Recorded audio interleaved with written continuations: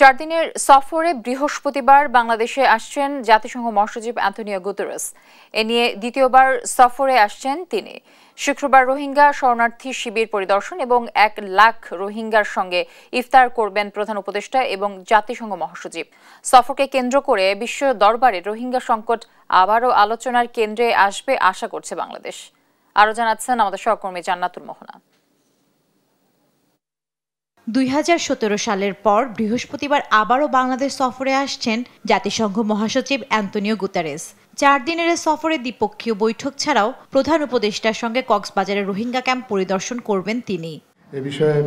তার সফর নিয়ে রাজধানীর ফরেন সার্ভিস একাডেমিতে সংবাদ সম্মেলন করে প্রধান উপদেষ্টার প্রেস উইং। এই সময় 4 দিনের সফরসূচি তুলে ডেপুটি প্রেস সেক্রেটারি জানান, শুক্রবার 1 লাখ রোহিঙ্গার সঙ্গে ইফতার করবেন প্রধান উপদেষ্টা এবং জাতিসংঘ মহাসচিব।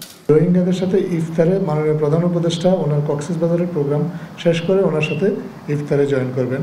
আমরা আশা করছি মাননীয় প্রধান উপদেষ্টা এবং জাতিসংঘ মহাসচিব এই দুইজনের সাথে 1 লক্ষ রোহিঙ্গা ইফতারে যোগদান করবেন। রোহিঙ্গা সংকট আবারও বিশ্ব দরবারে আলোচনার কেন্দ্রে আনতে জাতিসংঘ মহাসচিবের এই সফর গুরুত্বপূর্ণ বলে জানান প্রেস সচিব। বলেন, এই সফরের মূল লক্ষ্যই হবে রোহিঙ্গা প্রত্যাবাসন। এজন্য রাখাইনে শান্তি ও স্থিতিশীলতা আনার বিষয়ে আলোচনা হবে। আমাদের দৃঢ় বিশ্বাস ওনার এই সফরের ফলে রোহিঙ্গা ক্রাইসিসটা আবার গ্লোবাল ডিসকাশনে আসবে। রোহিঙ্গাদের রিটার্নের জন্য রাখাইনে পিস অ্যান্ড স্ট্যাবিলিটি ফিরে আসাটা জরুরি। সেটার জন্য আমরা কাজ করছি। আমরা ইন্টারন্যাশনাল এই যে পুরো যে ইন্টারন্যাশনাল যে কনফারেন্সটা সেটার একটা ওয়ান অফ দ্য ফোকাস হবে এইটা। এছাড়া নির্বাচন কমিশন বনাম নির্বাচন ব্যবস্থা সংস্কার কমিশন মতবিরোধী প্রসঙ্গে প্রেস সচিব জানান, ইসি একটি স্বাধীন সাংবিধানিক প্রতিষ্ঠান।